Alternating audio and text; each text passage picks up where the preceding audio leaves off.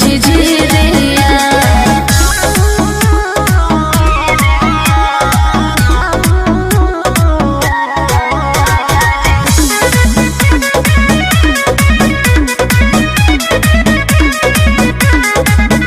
जब यतना रहू उख मचल अच्छा काहे भौजी से नहीं बतैलू, काहे नैहर से अपना ये धनिया तू तो पहलंग पलाई के ले आइलू, सखुआ शीशम के ले आई तू। महंगा बा भोगा ये पिया राज भोगा हो, ना मौका पे ताज खोजा हो।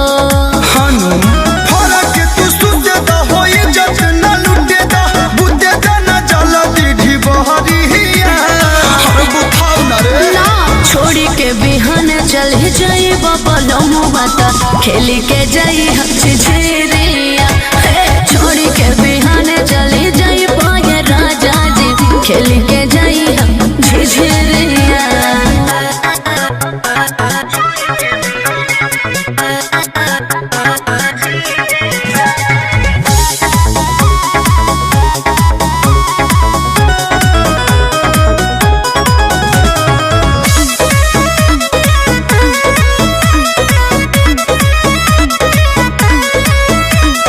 दिन में न पेट ताहर भरल तयाज कही से के मनवाया घाई, ये सुखल को तू कतनो खइबू बाकी चढ़ी न देह पमोटाई जाए पतर को।